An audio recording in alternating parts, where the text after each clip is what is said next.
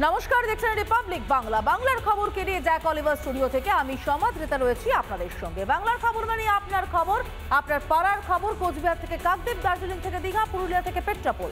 আপনার অভিযোগ, আপনার প্রতিবাদ, আপনার কণ্ঠস্বর। বাংলার খবর কি?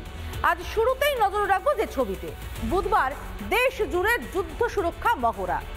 তার আগেই কেন্দ্র ও রাজ্যে উচ্চ পর্যায়ের বৈঠক।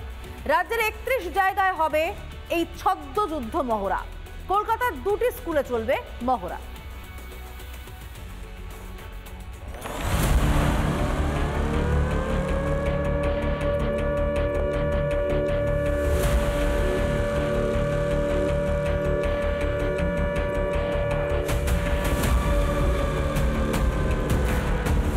প্রায় 54 বছর পর ভারতবর্ষের মাটিতে যুদ্ধ সুরক্ষা মহড়া। বুধবার স্বরাষ্ট্র মন্ত্রকের নির্দেশে দেশ জুড়ে চলবে সেই মহড়া। স্বরাষ্ট্র মন্ত্রক নির্দেশিকা জারি করেছে যে 7ই মে গোটা দেশ জুড়ে বিভিন্ন জায়গায় মক ড্রিল হবে এবং সেই মক ড্রিলের যে মূল উদ্দেশ্য, সেই উদ্দেশ্য হলো যে যুদ্ধকালীন পরিস্থিতিতে যাতে মানুষজন চট করে তাদেরকে যেন ইভ্যাকুয়েট করা যায়। খতিয়ে দেখা হবে সতর্কতামূলক সাইরেন ব্যবস্থা, আলো নিভিয়ে ক্রাশ ব্ল্যাক আউট মহড়া। প্রশিক্ষণ দেয়া হবে নাগরিক ও পড়ুয়াদের। নাগরিক প্রতিরক্ষা প্রটোকলের প্রশিক্ষণও দেয়া হবে। দ্রুত সুরক্ষিত স্থানে যাওয়ার আগাম প্রস্তুতি নিতে শিখতে হবে।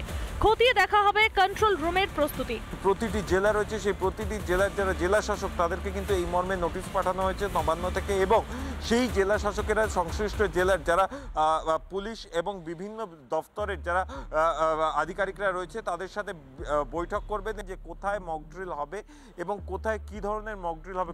কেন্দ্রীয় স্বরাষ্ট্র সচিবের সঙ্গে উচ্চ পর্যায়ের বৈঠকে ছিলেন বিভিন্ন রাজ্যের সচিবরা। বৈঠকে পশ্চিমবঙ্গের মুখ্য সচিব, স্বরাষ্ট্র সচিব ছাড়াও ছিলেন একাধিক পদস্থ আধিকারিক। এই বৈঠকে মূলত কেন্দ্রীয় স্বরাষ্ট্র মন্ত্রকের তরফে বার্তা দেওয়া হয় যে যুদ্ধ পরিস্থিতির জন্য তৈরি থাকতে হবে, তৈরি রাখতে হবে বিপর্যয় মোকাবিলা দফতরকে, তৈরি থাকতে হবে হাসপাতাল এবং অন্যান্য আনুষঙ্গিক জিনিস, অ্যাম্বুলেন্স তৈরি রাখতে হবে। যুদ্ধ সুরক্ষা মহড়া নিয়ে কি বলছেন বিশেষজ্ঞরা? একটা জায়গায় যদি ইনসিডেন্ট হয়, সেই ইনসিডেন্ট থেকে আপনি কিভাবে নিজেকে রক্ষা করবেন এবং আপনার পাশাপাশি আপনার দাদা ভাই বন্ধু বান্ধব তাদেরকে রক্ষা করবেন, এটাই হচ্ছে মক ড্রিল। সন্ত্রাসীদের সমূলে উৎখাত করতে যে কোনো মুহূর্তে পাকিস্তানের উপর প্রত্যাঘাত হানবে ভারত। তারই অঙ্গ হিসেবে যুদ্ধ সুরক্ষা মহড়া সেরে এক কদম এগিয়ে থাকতে চাইছে মোদী সরকার। রিপাবলিক বাংলা। রাত পোহালে যুদ্ধ সুরক্ষা মহড়া। তার আগে হাওড়ায় দেখা গেল তারই প্রস্তুতি শুরু। বিপর্যয় মোকাবিলা বাহিনী এবং সিভিল ডিফেন্সের অভ্যন্তরীণ প্রস্তুতি। মঙ্গলবার রাতে হাওড়া জেলাশাসকের কার্যালয়ের সামনে সাইরেনের যন্ত্রের পরীক্ষামূলক পর্যবেক্ষণ করা হয়।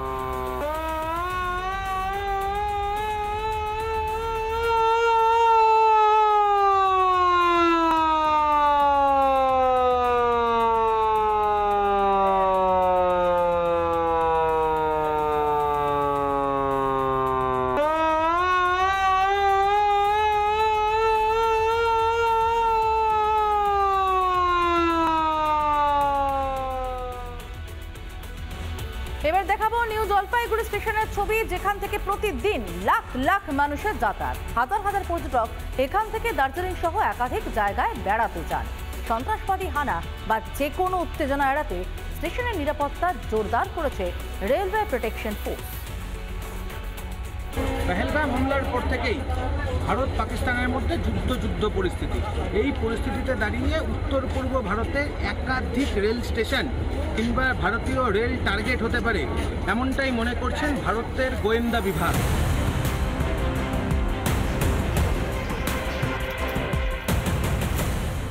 নিউ জলপাইগুড়ি স্টেশনে জোরদার নজরদারি চলছে। 24 ঘন্টা যৌথ টহল। নিয়মিত প্ল্যাটফর্ম ও ট্র্যাক পরিদর্শন করছে আরপিএফ। মোতায়েন ডগ স্কোয়াড ও বোমা শনাক্তকারী ইউনিট। উত্তর পূর্ব ভারতের বিভিন্ন গুরুত্বপূর্ণ স্টেশনে ইতিমধ্যে চলছে কড়া নজরদারি। কখনো স্নিফার ডগ তো কখনো যাত্রীদের ব্যাগ খুলে চেকিং চলছে উত্তর পূর্ব ভারতের একাধিক স্টেশনে, যাতে কোনো রকম অপ্রীতিকর ঘটনা না হয় সেদিকে যেমন বিশেষ নজর রাখা হচ্ছে।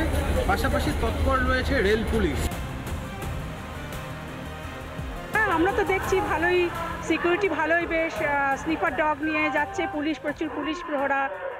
ভালোই দেখতে পাচ্ছি, অন্যান্য দিনের থেকে অনেকটাই অন্যরকম। আমরা তো এখানে এনজিপি স্টেশনে আমরা অনেকবারই যাতায়াত করি, কিন্তু এখানে আমরা এত সিকিউরিটি কোনো সময় দেখি না। এক কথায় যে কোনো অপ্রীতিকর ঘটনা এড়াতে প্রস্তুত রেলওয়ে प्रोटेक्शन फोर्स। अभी तक जितनी भी चेकिंग की गई है इसमें किसी प्रकार की कोई संदिग्ध वस्तु या कोई संदिग्ध व्यक्ति नहीं मिले हैं। फिर भी हमारा प्रयास है कि हम अपने यात्री और हमारी जो ट्रेन मूवमेंट है इसको 100% सिक्योर कर सकें।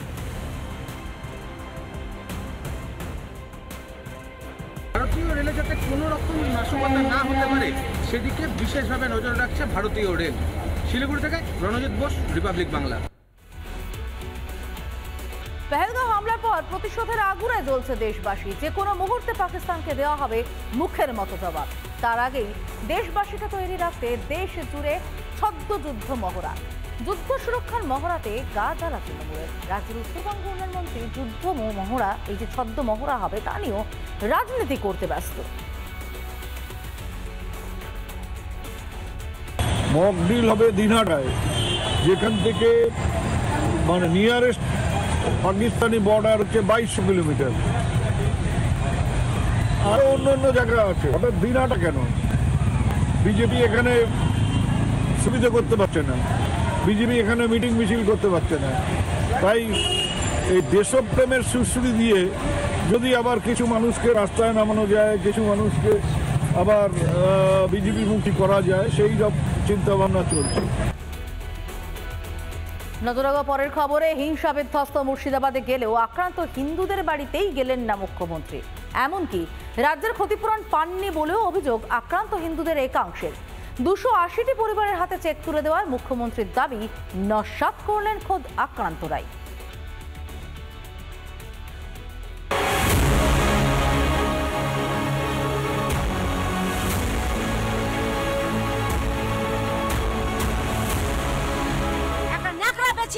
তারা পেয়েছে, আর ঘর পুরো আনা ওই ছেলেটা আমার পেল না, তারা কিছু জিনিসই পাইনি। প্রতিবাদের নামে হিংসার 23 দিন পর মুর্শিদাবাদে পা রেখেছেন মুখ্যমন্ত্রী মমতা বন্দ্যোপাধ্যায়। সুতির সরকারি অনুষ্ঠান থেকেই আক্রান্তদের হাতে ক্ষতিপূরণ তুলে দেন রাজ্যের প্রশাসনিক প্রধান। 400টি পরিবারের সাথে আমরা দেখা করেছি, তাদের অনেকেরই কথা শুনেছি। আজকে আমি নিজে আমার উপস্থিতিতে 280টি পরিবারকে 1,20,000 টাকা করে চেক আমরা দিয়ে এলাম। রাজ্যের কোষাগার থেকে লক্ষাধিক টাকা ক্ষতিপূরণ দেওয়া হয়। তা আদৌ পেয়েছেন আক্রান্ত হিন্দুরা? টাকা আমি পাইনি, আমার একবার নাম ডাকলো দিয়ে আর নাম ডাকে না। আমরা যারা পাই না তো পাই না, আমরা তো কিছু জিনিসই পাইনি। আমার বাড়ি লুট করে কিছু জিনিস তো পাইনি আমরা। তখন ঘরে দাঁড়িয়ে থাকলাম, লিয়ে গেল, কিন্তু আমাদেরকে টাকা দিল না। সরকারি খাতায় নাম উঠেছে একাধিকবার, অথচ বিডিও অফিসে আর্থিক সাহায্য নিতে গিয়েও ফিরতে হলো খালি হাতে। লেখলো ই করলো দিয়ে আর এখন টাকাটা দিল না। একটা নেকড়া বেচি দিয়েছে, তারা পেয়েছে, আর ঘর পুরো আনা ওই ছেলেটা আমার পেল না। কেন পেল না? আবার লিসে ফের ডবল করে নাম লেখাইছে। রাজ্যের মুখ্যমন্ত্রী ক্ষতিপূরণ দিলেন, কিন্তু তা পেলেন না সর্বহারা হিন্দুরা। কোথায় গেল ক্ষতিপূরণের টাকা? কাদের পকেটে ঢুকলো লক্ষ লক্ষ টাকার সরকারি সাহায্য? কেউ জানে না। বেদবোনা, সুতি, ধুলিয়ান, শমশেরগঞ্জের বিস্তীর্ণ এলাকায় নির্বিচারে চলে হিংসা। এখনো ছড়িয়ে ছিটিয়ে হিংসার চিহ্ন, অথচ সেই হিংসা কবলিত এলাকা এড়িয়ে গেলেন রাজ্যের মুখ্যমন্ত্রী। এখান থেকে কয়েক কিলোমিটার দূরে বিডিও অফিসে থাকলেন মুখ্যমন্ত্রী, তবে এই সব থেকে বেশি ক্ষতিগ্রস্ত যে এলাকাগুলো হয়েছিল সেখানে তিনি এসে পৌঁছলেন না। আসেনি উনি, আমাদের সঙ্গে এখানে কোনো আলোচনা হয়নি, আসেও নি, আমরা কোনো খবরও পাচ্ছি না। বিডিও অফিসে এসছে তো আমরা কোথায় খুঁজে পাবো ওনাকে বলেন? এই রাস্তায় আসার কথা, কোন ধার দিয়ে গেল দেখতেই পাওয়া গেল না। আমাদের এখানে আসা উচিত ছিল, কিন্তু এখানে ঢুকেনি। সঠিক সময় মুর্শিদাবাদ যাবেন নবান্ন থেকে আশ্বাস দিয়েছিলেন মুখ্যমন্ত্রী, কিন্তু শুধু সরকারি অনুষ্ঠানেই দায় সারলেন মমতা ব্যানার্জি। হিন্দুদের পাশে দাঁড়ানো, তাদের কষ্ট শোনারও সময় ছিল না। শুধু হিন্দু বলেই কি তাদের সঙ্গে সাক্ষাৎ এড়িয়ে গেলেন মুখ্যমন্ত্রী মমতা বন্দ্যোপাধ্যায়? এখন মুখ্যমন্ত্রী কেন এলেন না সে প্রশ্নটা সব থেকে বড় হয়ে দাঁড়াচ্ছে। ক্যামেরা রাজশেখর দাসের সাথে অনুপম পাত্র, রিপাবলিক বাংলা, ধুলিয়ান, মুর্শিদাবাদ। দুষ্কৃতীদের অত্যাচারে ভিটে ছেড়ে পরবাসী হতে হয়েছিল ধুলিয়ানের বাসিন্দাদের। শিবির থেকে ফিরলেও বসত বাড়ি জুড়ে এখনো দগদগে হামলা, আগুনের পোড়া দাগ। অভিশপ্ত রাতের অভিজ্ঞতার কথা মুখ্যমন্ত্রীকে জানাতে চেয়েছিলেন বৃদ্ধা মামন মণ্ডল, কিন্তু বিডিও অফিস থেকে তাড়িয়ে দেওয়া হয় বলে অভিযোগ।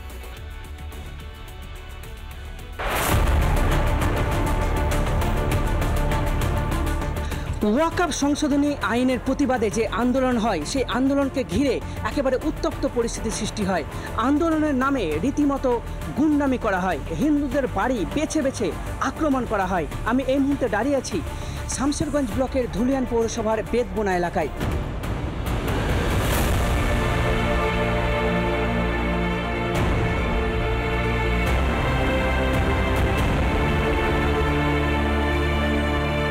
কান্নায় ভেঙে পড়েছেন মামন মণ্ডল, কারণ সেদিন তাদের পুরো পরিবারের ওপর নৃশংসভাবে অত্যাচার করা হয়, বাড়িতে আগুন দিয়ে দেওয়া হয়, টাকা পয়সা লুট করা হয়, এর পাশাপাশি সোনার গহনা লুট করা হয়, পোড়া থালা বাসন, এই যে কিভাবে ভাঙচুর করা হয়েছে, থালা বাসনে সমস্ত কিছু পুড়ে গিয়েছে।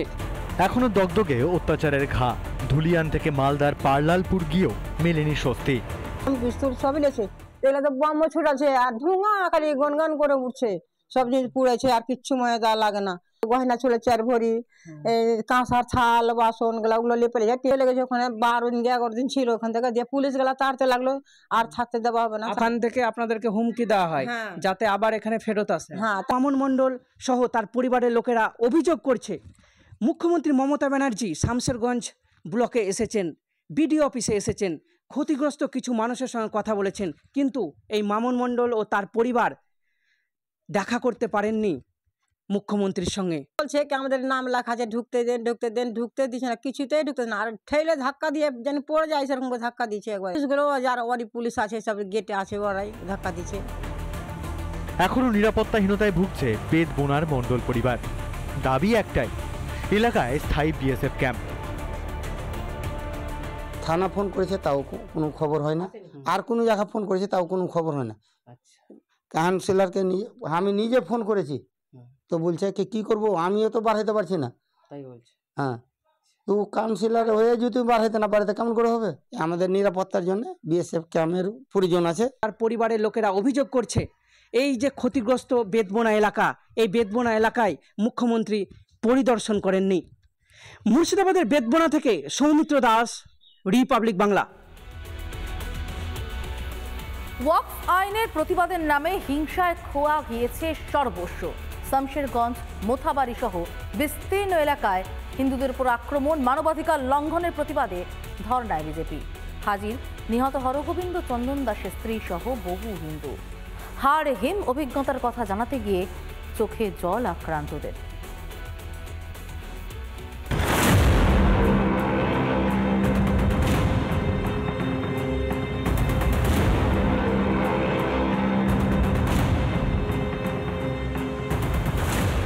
মমতা বন্দ্যোপাধ্যায় যখন মুর্শিদাবাদে গেছেন, তখন মুর্শিদাবাদ এবং মালদার বিভিন্ন এলাকা যেমন মোথাবাড়ি, শামশেরগঞ্জ, ধুলিয়ান, বিশুতি বিভিন্ন এলাকার যারা হিন্দু আক্রান্ত হয়েছেন তারা কিন্তু এই মুহূর্তে সল্টলেকে অবস্থান বিক্ষোভ করছেন।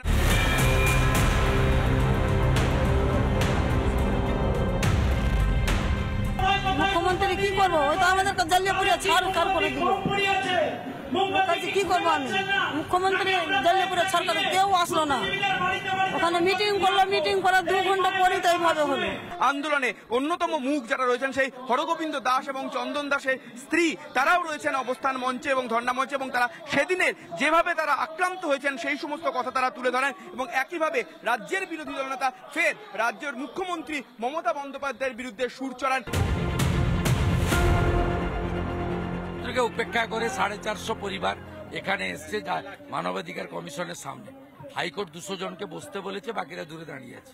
বারবার মুখ্যমন্ত্রী বলছেন যে ওখানে যারা গেছে বিজেপি দাঙ্গা লাগিয়েছে, এই কথা গিয়ে আজ সুতিতে যে হিন্দু শূন্য করতে চান, বিজেপির জন্য পারছেন না। অবক্ত যন্ত্রণা, মনের বেদনা মাইকে বহিঃপ্রকাশ করেছেন দাঙ্গাবাজদের মঞ্চে বসিয়ে। রাজ্য পুলিশ প্রশাসনের থেকে তৃণমূলের জনপ্রতিনিধি ভরসা হারিয়েছেন ধুলিয়ান, মোথাবাড়ি, শামশেরগঞ্জের সর্বহারারা। নিরাপত্তার অধিকার ফিরে পেতে কলকাতায় বিজেপির জনসভায় এসেছেন আক্রান্তরা। দগদগে অভিজ্ঞতার কথা জানাতে গিয়ে কেঁদে ফেললেন এক সর্বহারা। আমার যা ছিল এখন আমাকে পথের ভিখারি করে দিয়েছে, কিছু নাই, পথের ভিখারি করে দিয়েছে আমার বাড়িতে। আমার সবটা ফিটের উপরে ফিট লাগছে, বাড়িতে কিছু নাই, ওই যেটা পড়েছিলাম ওটাই। দেখছি আমাদের জিনিসপত্র সব লুটপাট হয়ে গেছে।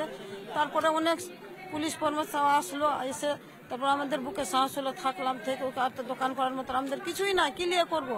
জানটা বাঁচাক, আমরা ওইভাবে কতদিন লুকিয়ে থাকবো, কতদিন ভয় করে থাকবো? এখন আমাদের পেট চালানোর দায় হয়ে গেছে। কিভাবে চলবে পেট? কোথায় গেলে মিলবে নিরাপদ আশ্রয়? সেই প্রশ্নই কুড়ে খাচ্ছে মুর্শিদাবাদের সর্বহারাদের। আক্রান্ত হিন্দু যারা এসেছেন তারা রাজ্য মানবাধিকার কমিশনের 5 জন গিয়ে তারা ডেপুটেশন জমা দেবেন এবং এই প্রতিবাদ আন্দোলন আরো বৃহত্তরভাবে চলবে, এমনটাও জানিয়েছেন রাজ্যের বিরোধী দলনেতা শুভেন্দু অধিকারী। ভিডিও জার্নালিস্ট রবি শর্মার সঙ্গে শুভেন্দু সরকার, রিপাবলিক বাংলা, সল্টলেক। এবার নজর রাখবো যে খবরে, কোচবিহারের মাথাভাঙায় ঝালমুড়ি বিক্রেতাকে খুনের অভিযোগ। চাঞ্চল্য নয়ারহাট বাজার এলাকায়। ঝালমুড়ি বিক্রেতাকে পিটিয়ে মারার অভিযোগ, রাস্তায় ফেলে পর লাঠি দিয়ে মার। প্রকাশ্যে ঘটনার হার হিম করা সিসি ফুটেজ। পরিবারের দাবি প্রতিদিনের মতো ঝালমুড়ি বিক্রি করতে গিয়েছিলেন তিনি, তারপর আর বাড়ি ফেরেননি। মাঝরাতে বাজার থেকে তার রক্তাক্ত দেহ উদ্ধার হয়। মৃতের নাম সুভাষ বর্মন। মৃত্যুর কারণ স্পষ্ট না হলেও খুনের অভিযোগ পরিবারের।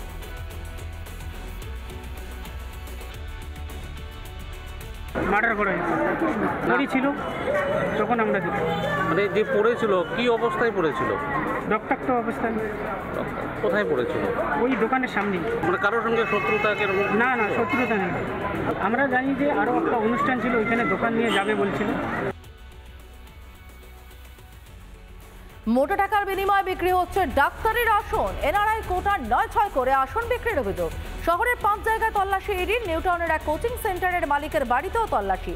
দুর্নীতিদের মিডলম্যান হিসেবে কাজ করার অভিযোগ সৌরভ সাহার বিরুদ্ধে।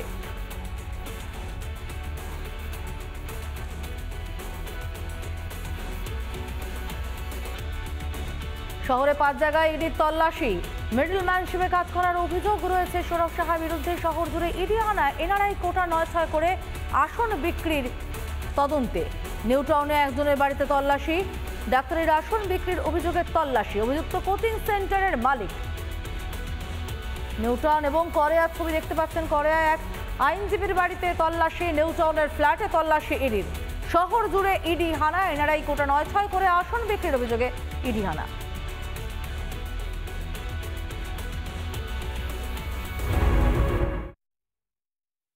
নানা ধরনের কন্টেন্ট দেখার জন্য লাইক করুন, শেয়ার করুন আমাদের ফেসবুক পেজ, সাবস্ক্রাইব করুন আমাদের ইউটিউব চ্যানেল।